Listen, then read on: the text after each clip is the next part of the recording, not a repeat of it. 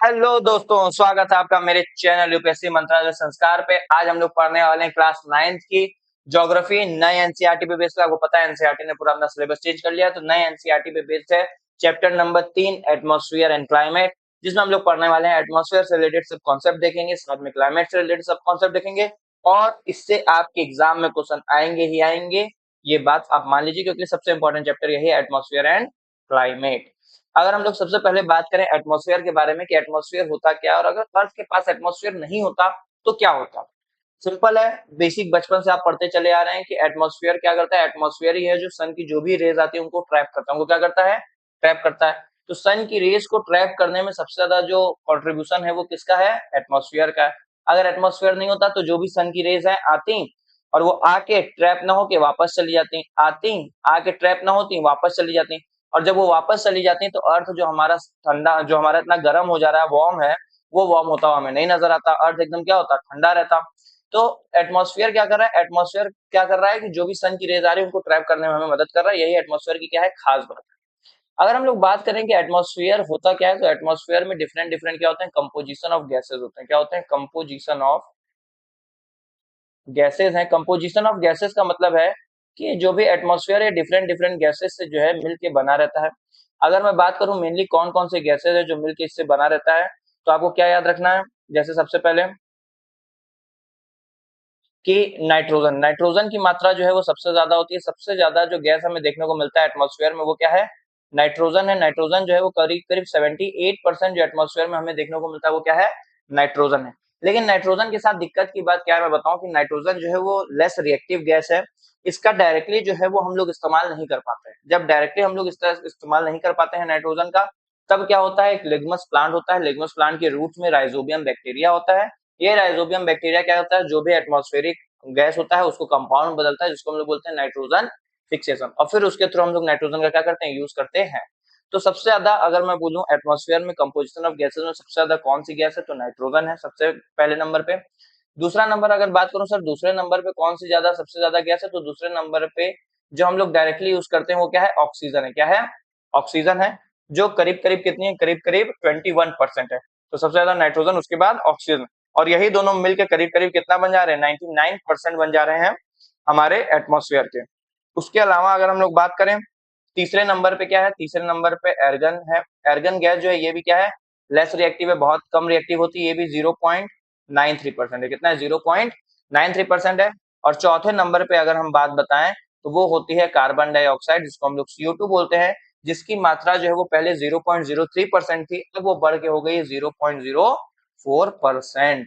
तो ये बात हमें याद रखना है, क्योंकि लगातार पॉल्यूशन हो रहा है, उस पॉल्यूशन के चलते जो कार्बन डाइऑक्साइड है उसकी मात्रा जो है बढ़ के 0.04% हो गई है। तो अगर मैं बात करूं कि कंपोजिशन ऑफ गैसेस में सर कौन कौन से गैसेस इसमें इन्वॉल्व होते हैं, तो कौन कौन से गैसेस इन्वॉल्व होते हैं जो आपको याद रखने हैं? सर नाइट्रोजन है 78%, उसके बाद ऑक्सीजन है 21%, एर्गन है 0.93% और कार्बन डाइऑक्साइड है 0.04%। और इन्हीं सब से मिलकर क्या बनते हैं? हमारे एटमॉस्फेयर बनते हैं। और एटमॉस्फेयर क्या काम करते हैं? जो भी सन की रेज आती हैं उनको ट्रैप करते हैं, जिससे हमारा अर्थ क्या रहे? वार्म रहे। अर्थ क्या रहे? वार्म रहे। तो ये था कंपोजिशन ऑफ गैसेज। इतना बात आपको याद है। आगे हम लोग बात करें, इसमें वही चीजें लिखी हुई जो मैंने आपको बताया कि the earth atmosphere is compose of a mixture of various gases. का क्या है? मिक्सचर है। साथ में अगर मैं इसके बाद बताऊं आपको, मिक्सचर के साथ साथ नाइट्रोजन ऑक्सीजन क्या है? सबसे ज्यादा है, प्राइमरी है, मोस्ट अबंडेंट गैस है। जो सबसे ज्यादा अबंडेंट गैस आपको देखने को मिलेंगे क्या है? नाइट्रोजन और ऑक्सीजन। Oxygen 21%, nitrogen 78%। कौन कितने मात्रा में ये आपको पता होना चाहिए। इनका सीक्वेंस जो है अगर वो कभी पूछ ले तो इनको क्या करिए? सीक्वेंस में अरेंज करिए, तो आपको पता होना चाहिए कौन सी गैस कितनी मात्रा में है। फिर उसके बाद एर्गन है, कार्बन डाइऑक्साइड है, हीलियम है, नियॉन है, क्रिप्टन है, एक्सॉन है, ओजोन है। ये सब चीजें भी आपको इस एटमॉस्फेयर में मिलेंगी, बहुत ही कम मात्रा में। Atmosphere also consist of water vapour. सबसे इंपॉर्टेंट बात यह है कि एटमॉस्फेयर में क्या है? वाटर वेपर है और टाइनी डस्ट पार्टिकल भी शामिल होते हैं। वाटर वेपर भी कहाँ है? एटमॉस्फेयर में ही है। और वाटर वेपर के अमाउंट की हम लोग बात करें तो बट इस जनरली रेंज कितना होता है? 0.1% से 0.4% तक। तो ये बात आपको याद रखनी है कि इसमें क्या होते हैं एटमॉस्फेयर में जो है वाटर भी होता है, वाटर वेपर भी होता है, और वाटर वेपर की जो जनसंख्या है वो करीब करीब 0.1% से लेके 0.4% तक होती है। यहाँ तक सब क्लियर है? यहाँ तक कोई दिक्कत? कोई दिक्कत नहीं। और यही वाटर वेपर क्या करता है, प्रेसिपिटेशन करने में मदद करता है। जो प्रेसिपिटेशन हो पाता है इसी की वजह से होता है। एक बार इसमें भी देख लेते हैं। नाइट्रोजन कितना है बताया, नाइट्रोजन कितना है 78%, ऑक्सीजन कितना है 21%, आर्गन कितना है 0.93% और कार्बन डाइऑक्साइड कितना है 0.04% और अदर जो गैसेज है वो 0.03% है। ये सीक्वेंस आपको याद होना चाहिए। सीक्वेंस कौन कौन सा है, सीक्वेंस है नाइट्रोजन सर, सबसे ज्यादा नाइट्रोजन होता है सर। उसके बाद आपने बताया ऑक्सीजन, उसके बाद आपने बताया एर्गन है, उसके बाद आपने बताया कार्बन डाइऑक्साइड। तो ये चार जो है सीक्वेंस आपको याद रहना चाहिए। अब आते हैं हम लोग एटमॉस्फेयर के स्ट्रक्चर के बारे में कि जब भी अर्थ से, ये अर्थ है और अर्थ से हम जब भी ऊपर की तरफ जाते हैं, एल्टीट्यूड बढ़ता है, तो हमने क्या किया, एटमॉस्फेयर की अलग अलग लेयर बनाई, अलग अलग क्या की है, लेयर बनाई है। उसी को हम लोग बोलते हैं स्ट्रक्चर ऑफ द एटमॉस्फेयर। कि क्या एटमॉस्फेयर का स्ट्रक्चर है, कैसे कैसे क्या क्या चीजें होती हैं, समझते हैं इसको। देखिए कि देखिए टोटल जो है ये, अगर मैं लेयर की बात करूं तो टोटल जो लेयर होते हैं एटमॉस्फेयर के वो कितने लेयर होते हैं, वो होते हैं 5 लेयर। कितने लेयर हैं, 5 लेयर है। और कैसे कैसे इनका सीक्वेंस है, ऊपर से नीचे से ऊपर की तरफ जाएंगे तो कौन कौन सी लेयर आएगी, ये पहले समझ लेते हैं, फिर हम लोग समझेंगे कि कौन कौन सी लेयर का क्या क्या इंपॉर्टेंस है, क्या क्या इंपॉर्टेंस है। सबसे पहले समझिए ये कि ये है हमारा अर्थ, और अर्थ से हम क्या कर रहे हैं, ऊपर की तरफ जा रहे हैं। कहाँ जा रहे हैं, स्पेस में। कहाँ जा रहे हैं, स्पेस में। तो अर्थ से जब हम ऊपर की तरफ स्पेस में जा रहे हैं तो डिफरेंट डिफरेंट लेयर आ रही हैं। यहाँ से जब 12 किलोमीटर तक हम जाएंगे तो यहाँ पे हमें जो लेयर देखने को मिलेगी उसको बोलेंगे क्या, ट्रोपोस्फेयर। क्या बोलेंगे, ट्रोपोस्फेयर। तो पहली लेयर जो हमें देखने को मिलती है वो कौन सी है सर, वो है ट्रोपोस्फेयर। फिर 12 किलोमीटर से वापस जाएंगे 50 किलोमीटर तक, यहाँ तक जो लेयर हमें देखने को मिलेगी ये हो गया ट्रोपोस्फेयर। इसके बाद हमें जो दूसरी लेयर देखने को मिलेगी उसको बोलेंगे स्ट्रेटोस्फेयर। क्या बोलेंगे, स्ट्रेटोस्फेयर। उसके बाद और ऊपर जाएंगे तो 80 किलोमीटर के आसपास पे हमें दूसरी लेयर, तीसरी लेयर दिखाई देगी जिसको हम नाम देंगे मेसोस्फेयर। क्या नाम देंगे, मेसोस्फेयर। फिर इसके और ऊपर हम जाएंगे तो और ऊपर जाने पे हमें क्या नजर आएगा, एक बार इसको इरेज करते हैं। और ऊपर हम जाएंगे तो यहाँ पे हमें एक लेयर मिलेगी जिसको हम नाम देंगे थर्मोस्फेयर। क्या नाम देंगे, थर्मोस्फेयर। और ऊपर जब हम जाएंगे फाइनली तो वो आ जाएगा क्या, एक्सोस्फेयर। क्या आ जाएगा, एक्सोस्फेयर। तो सर कितनी लेयर होती हैं टोटल जो है सर, वो 5 लेयर होती हैं। वो 5 लेयर सर, सबसे नीचे जो होता है वो ट्रोपोस्फेयर होता है। ट्रोपोस्फेयर के जब हम थोड़ा सा ऊपर जाएंगे 0 से 12 किलोमीटर तक का जो रेंज होता है वो किसका है, ट्रोपोस्फेयर का है। फिर 12 किलोमीटर से 50 किलोमीटर तक स्ट्रेटोस्फेयर आ जाता है। उसके पीछे मेसोस्फेयर, उसके ऊपर, फिर उसके ऊपर थर्मोस्फेयर, फिर उसके ऊपर फाइनली एक्सोस्फेयर। तो अगर मैं सीक्वेंस में इसको याद करने की कोशिश करूं कि सर सीक्वेंस में एक बार याद करा दीजिए कि सीक्वेंस में कौन कौन सी लेयर जो है वो हमें देखने को मिलती है। तो याद रखना है सीक्वेंस में सबसे पहले ट्रोपोस्फेयर, फिर स्ट्रेटोस्फेयर, फिर मेसोस्फेयर, फिर थर्मोस्फेयर, फिर एक्सोस्फेयर। याद करने का तरीका एम से मिडिल, एम से मिडिल, मी से मिडिल से बीच में रहेगा मेसोस्फेयर, फिर टी एस इधर और टीई इधर, टीई इधर, टीई और टी एस फिर एम फिर टी।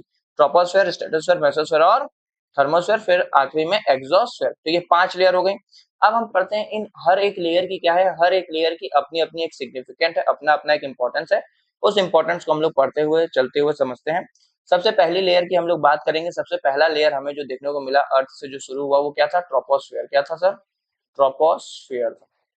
तो सबसे पहले हम लोग बात करेंगे किसके बारे में, ट्रोपोस्फेयर के बारे में बात करेंगे कि ट्रोपोस्फेयर, अच्छा हाँ, और इसके बीच में ये जो लाइन आपको नजर आ रही है, अगर मैं दूसरे कलर से आपको ये करूं कि ये जो लाइन है बीच में, जो मैं ये लाइन बनाया हूँ, ये लाइन और कुछ नहीं है। यहाँ पे ट्रोपोस्फेयर खत्म हो गया तो इसको बोलेंगे ट्रोपोपॉज। क्या बोलेंगे, ट्रोपोपॉज नाम देंगे। ठीक है, यहाँ पे स्ट्रेटोस्फेयर खत्म हो गया तो इस लाइन को नाम देंगे स्ट्रेटोपॉज। पॉज मतलब रुक गया। यहाँ पे मेसोस्पॉज और फिर थर्मोस्पॉज। ठीक है, ये तो पॉज हो गए।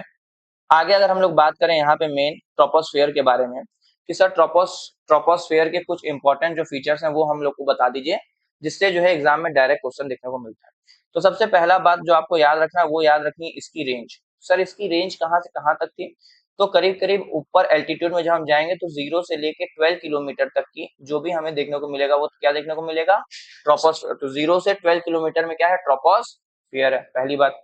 दूसरी बात आपको क्या याद रखनी है कि ट्रोपोस्फेयर जो है ये सबसे जो आखिरी लेयर है, जब से मतलब अर्थ की सबसे जो पास वाली लेयर है, जो अर्थ पे एकदम है, अर्थ सरफेस पे ये लेयर देखने को मिलेगी। दूसरी इंपॉर्टेंट बात सबसे, कि कोई भी आपको जो वेदर इवेंट नजर आ रहा है, वेदर इवेंट का मतलब सर, वेदर इवेंट का मतलब कि जो भी क्लाउड हो रहे हो, जो भी रेनफॉल हो रहा हो, जो भी स्टॉर्म आ रहे हो, तो ये सब जो भी वेदर चेंजेस आ रहे हैं, जो भी वेदर इवेंट हो रहे हैं, ये सब कहाँ हो रहे हैं? ट्रोपोस्फियर में। तो पहली बात क्या याद रखनी है? पहली बात ये याद रखनी है कि ये क्या है, 0 से 12 किलोमीटर तक है। दूसरी बात क्या याद रखनी है कि जो भी वेदर इवेंट हो रहे हैं, क्लाउड, रेनफॉल, स्टॉर्म, ये सब कहाँ होते हैं? ट्रोपोस्फियर में। कहाँ होते हैं? ट्रोपोस्फियर में। तीसरी और सबसे इंपॉर्टेंट बात याद रखनी है कि ट्रोपोस्फियर में एल्टीट्यूड का मतलब क्या होता है? अगर मैं पूछूं आपसे कि व्हाट इज एल्टीट्यूड, एल्टीट्यूड का मतलब क्या है? तो सिंपल, एल्टीट्यूड का मतलब क्या है कि धीरे धीरे जैसे जैसे हम अर्थ में ऊपर की तरफ जाएंगे, एल्टीट्यूड मतलब अर्थ से ऊपर की तरफ जाएंगे, उसी को हम लोग क्या बोल रहे हैं? एल्टीट्यूड बोल रहे हैं। क्या बोल रहे हैं? एल्टीट्यूड बोल रहे हैं। और अगर मैं आपसे यहाँ पे पूछूं कि सर ये मुझे बता दीजिए कि ये जो एल्टीट्यूड है, अगर ट्रोपोस्फेयर में एल्टीट्यूड इंक्रीज होगा, ट्रोपोस्फेयर में क्या होगा? एल्टीट्यूड इंक्रीज होगा, तो टेम्परेचर क्या होगा? टेम्परेचर इंक्रीज होगा या टेम्परेचर डिक्रीज होगा? तो याद रखना है, जो भी टेम्परेचर है वो क्या होगा? डिक्रीज होगा। क्या होगा? डिक्रीज होगा, मतलब कि कम हो जाएगा। तो दूसरी बात, जैसे जैसे, क्योंकि देखिए जनरली क्या होता है, जैसे जैसे हम ट्रोपोस्फेयर में ऊपर जाते रहते हैं, वैसे वैसे क्या होता रहता है, वैसे वैसे हमें जो है ठंडी लगने लगती है।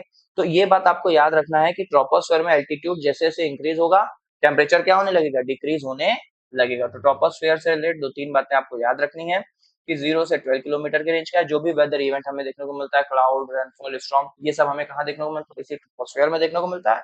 और दूसरी बात की एल्टीट्यूड जैसे जैसे इंक्रीज होता रहता है, टेम्परेचर क्या होता रहता है? इसका डिक्रीज हो जाता है। ये बात आपको याद रखनी है। ठीक है, ट्रोपोस्फेयर से रिलेटेड। दूसरा हम लोग पढ़ेंगे, दूसरा क्या था? दूसरा था स्ट्रेटोस्फेयर। दूसरा पढ़ते हैं सर, दूसरा जो था वो था स्ट्रेटोस्फेयर। अब अगर मैं बताऊं आपको स्ट्रेटोस्फेयर के बारे में कि स्ट्रेटोस्फेयर से क्या क्या आपको याद रखनी है, तो सबसे पहला कि कहां से कहां तक है। तो जब हम 12 किलोमीटर के ऊपर जाएंगे, 12 किलोमीटर से लेके 15 किलोमीटर तक, तो ये कौन सा रेंज है? स्ट्रेटोस्फेयर का है। दूसरी बात ये याद रखनी है कि ये क्या है? सेकेंड लेयर है। ये क्या है? अर्थ के एटमॉस्फेयर में क्या है? ये सेकेंड लेयर है। तीसरी बात जो सबसे इंपॉर्टेंट ज्यादा याद रखनी है, जो सबसे इंपॉर्टेंट है, यहाँ पे क्योंकि ये स्ट्रेटोस्फेयर जो है वो सबसे काम एरिया है, सबसे काम जोन है, सबसे काम जो है वो है, जोन है। इसीलिए आप देखें, क्योंकि भैया जो भी वेदर इवेंट हमारे होने थे, क्लाउड है, स्टॉर्म है, बिजली कड़कना, जो भी चीजें, थंडर स्टॉर्म, ये सब कहाँ हो गया? ट्रोपोस्फेयर में हो गया। तो ये जब सब ट्रोपोस्फेयर में हो गया, तो ये वाला जो स्फीयर होने वाला है, ये वाला जो लेयर होने वाला है, वो जनरली क्या रहेगा? साइलेंट रहेगा। या फिर हम लोग बोल सकते हैं कि ये जो एयर हमारा लेयर रहेगा वो क्या रहेगा? काम लेयर रहेगा। क्या रहेगा? काम लेयर रहेगा। इस लेयर में बहुत ही शांति हमें देखने को मिलेगी। ठीक है, अब शांति देखने को मिलेगी भैया, तो यहाँ पे क्या होंगे? जो भी आपके फ्लाइट है, एयरप्लेन्स हैं, ये सब कहाँ उड़ेंगे? ये सब यहीं पे उड़ेंगे। तो जो भी हमें एयरप्लेन्स देखने को मिलते हैं, जनरली जो एयरप्लेन्स उड़ते हुए, वो किस लेयर में होते हैं? स्ट्रेटोस्फेयर में होते हैं। हो गई तीन चार बात हो गई। पांचवी बात अगर मैं बताऊं, सबसे इंपॉर्टेंट क्या है कि इसी लेयर में आपको क्या देखने को मिलेगा? Ozone layer. सर अब ये ओजोन लेयर क्या है? ओजोन लेयर मतलब होता है O3। जैसे मान लीजिए ये क्या है? अर्थ है, ये है सन। सन से यूवी रेज जो है वो डायरेक्टली आती है अर्थ पे। कौन सी rays sir? UV rays. UV rays मतलब अल्ट्रा वायलेट रेज। और ये यूवी रेज इतनी हार्मफुल होती हैं कि अगर ये डायरेक्टली हमारे स्किन पे पड़ेंगी तो हमें क्या हो जाएगा? हमें हो जाएगा स्किन कैंसर। क्या हो जाएगा? स्किन कैंसर हो जाएगा। तो इससे बचने के लिए हमारे नेचर ने हमें एक लेयर प्रोवाइड की हुई है यहाँ पे, जिसको हम लोग बोलते हैं क्या? जिसको हम लोग नाम देते हैं ओजोन लेयर। क्या नाम देते हैं? Ozone layer. ये जो ओजोन लेयर है क्या करती है? हमें इस सन रे से क्या करती है? प्रोटेक्ट करती है। और यही ओजोन लेयर हमें किस एटमॉस्फेयर के लेयर में देखने को मिलती है? स्ट्रेटोस्फेयर में। ये बात आपको पता होना चाहिए कि ओजोन लेयर जो है वो किस एटमॉस्फेयर में देखने को मिलती है? स्ट्रेटोस्फेयर। अच्छा, अब क्या होता है? ओजोन लेयर बहुत बार हमें जो है अब ये ओजोन लेयर क्या हमारे लिए अच्छी बात है, लेकिन धीरे धीरे आपको पता है पर्यावरण के चलते चलते, जनरली सीएफसी के चलते, किससे चलते सर? सीएफसी। सीएफसी का मतलब क्या हो गया? क्लोरोफ्लोरोकार्बन। क्लोरोफ्लोरोकार्बन, ये एक ऐसी गैस है क्लोरोफ्लोरोकार्बन, जनरली कहाँ से निकलती है? रेफ्रिजरेटर से। कहाँ से निकलती है? रेफ्रिजरेटर से। जो भी वो कूलिंग एजेंट हमारे होते हैं, कूलिंग चीजें होती हैं, उनसे वो क्लोरोफ्लोरोकार्बन निकलते हैं।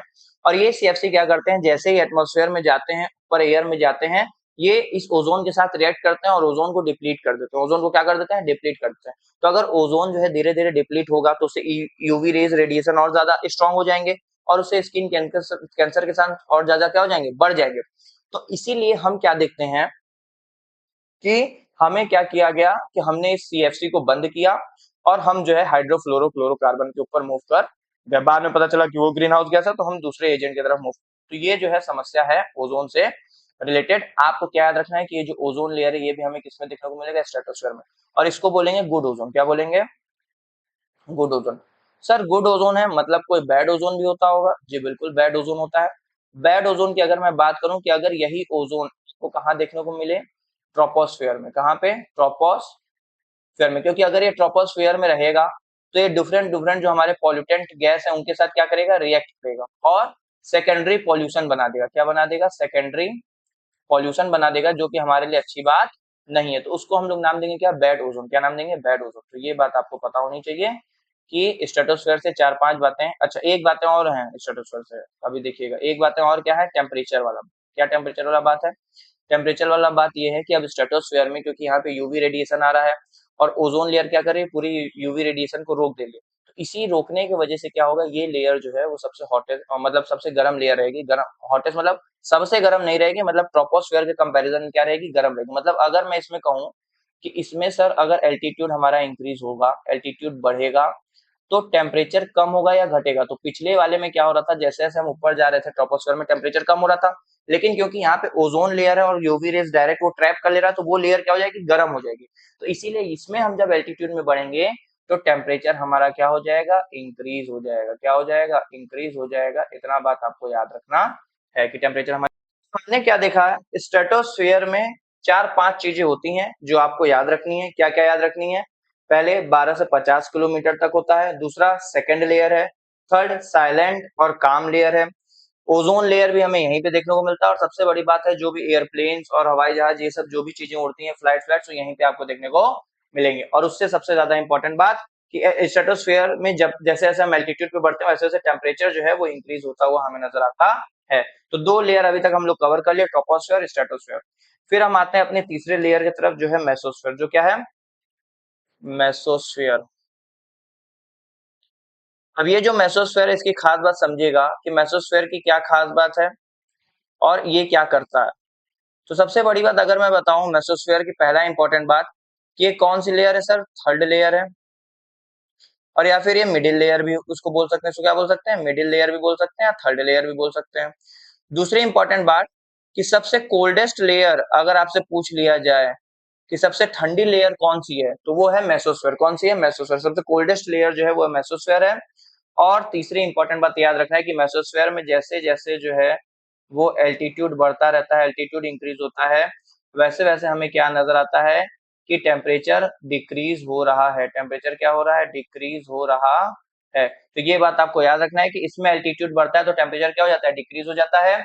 और इसमें क्या याद रखना है कि ये क्या है? थर्ड लेयर है, मिडिल लेयर है, कोल्डेस्ट लेयर है। और सबसे इंपॉर्टेंट बात कि जो भी मीटियोर्स होते हैं, मीटियोर्स आपको पता है टूटते तारे जो भी आते हैं वो गायब हो जाते हैं, बर्न हो जाते हैं किस लेयर में? इसी मेसोस्फेयर में। तो डायरेक्ट क्वेश्चन आता है कि कौन सी ऐसी लेयर है जो रिस्पॉन्सिबल है मीटियोर्स के बर्निंग के लिए, जो क्या करती है? मीटियोर्स को बर्न करा देती है। तो उसके लिए कौन सी लेयर रिस्पॉन्सिबल है?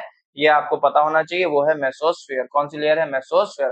तो तीनों लेयर पता होना चाहिए, ट्रोपोस्फेयर, स्ट्रेटोस्फेयर और मेसोस्फेयर। कोल्डेस्ट लेयर है मेसोस्फेयर, थर्ड लेयर है। इसकी रेंज की अगर हम लोग बात करें तो इसका रेंज कितना है? इसका रेंज हो जाता है 50 किलोमीटर से 80 किलोमीटर तक। ठीक है, ये बात आपको याद रखनी है। ठीक है, आगे हम लोग बढ़ते हैं थर्मोस्फेयर की तरफ में कि थर्मोस्फेयर क्या है।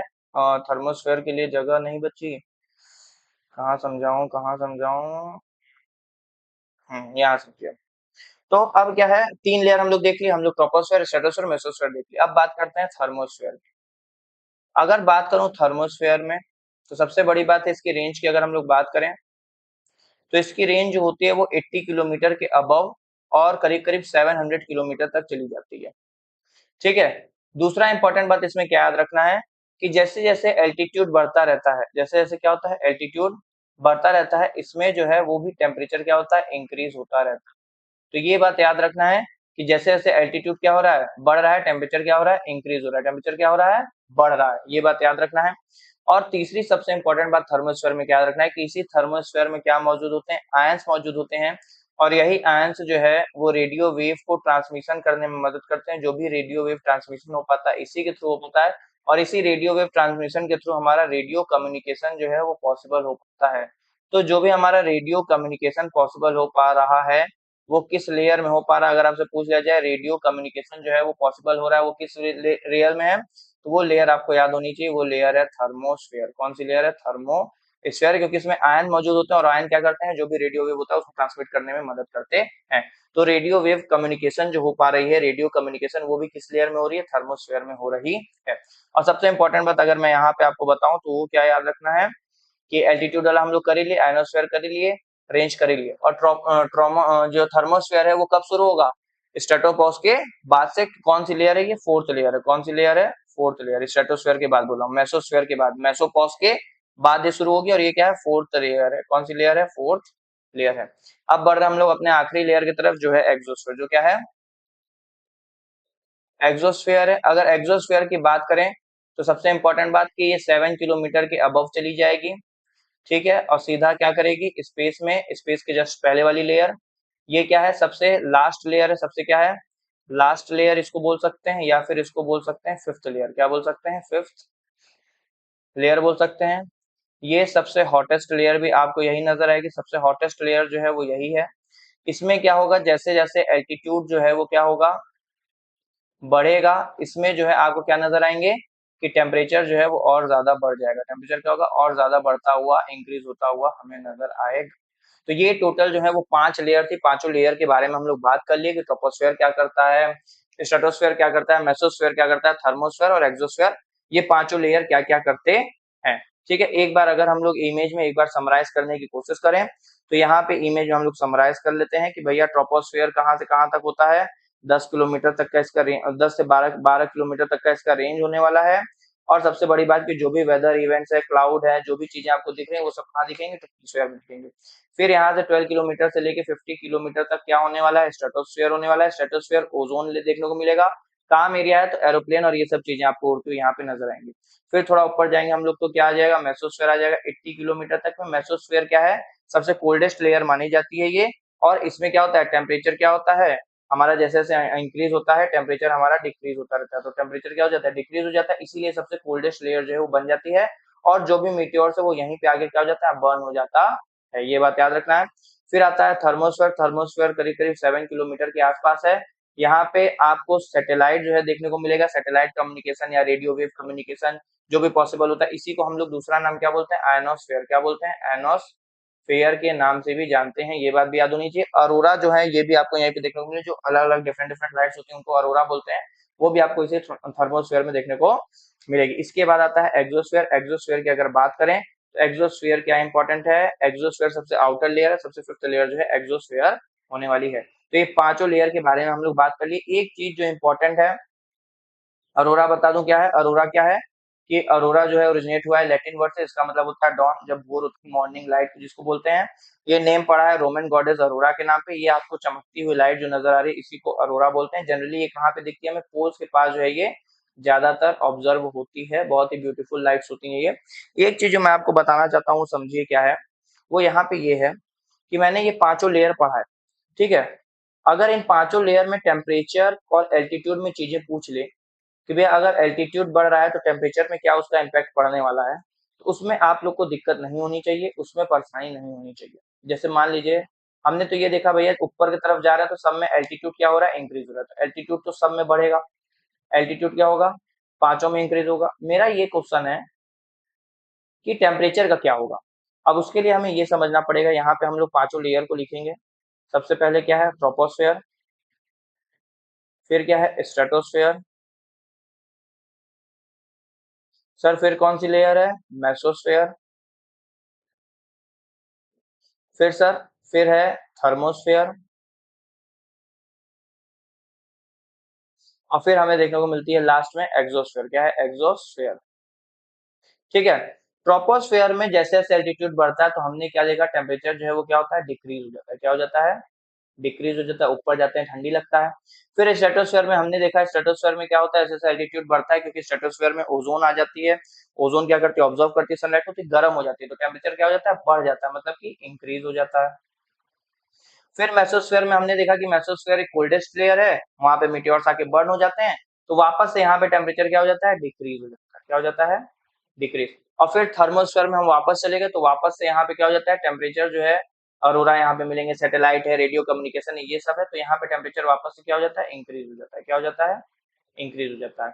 और अगर लास्ट वाले में हम लोग बात करेंगे एग्जॉस्फेयर में, तो देखिए एक पैटर्न आप समझ गए होंगे, पैटर्न क्या है कि सबसे पहले टेम्परेचर डिक्रीज हुआ, फिर इंक्रीज हुआ, फिर डिक्रीज हुआ, फिर इंक्रीज हुआ, तो अब क्या होना चाहिए, डिक्रीज होना चाहिए, लेकिन अब यहाँ पे आप बात करेंगे एग्जॉस्फेयर में क्या होगा, टेम्परेचर वापस से इंक्रीज हो जाएगा, इसलिए इंक्रीज हो जाएगा क्योंकि हम लोग एकदम कहाँ पहुंच गए, स्पेस के पास पहुंच गए, सन के पास पहुंच गए, तो अब सन की रोशनी डायरेक्ट आ जाएगी, तो इसीलिए टेम्परेचर जो है और ज्यादा बढ़ जाएगा। तो ये सीक्वेंस जो है वो आपको याद रखना है, टेम्परेचर से रिलेटेड, इवेंट से रिलेटेड भी हमने चीजें देख ली हैं। अब हमारा टॉपिक जो अगला बचा हुआ है वेदर और क्लाइमेट है, वेदर और क्लाइमेट जो है कल हम लोग वेदर और क्लाइमेट के बारे में डिस्कशन करेंगे। यहाँ तक के लिए thank you so much, thank you for watching. Weather और क्लाइमेट कल जो है वो मैं करवाऊंगा।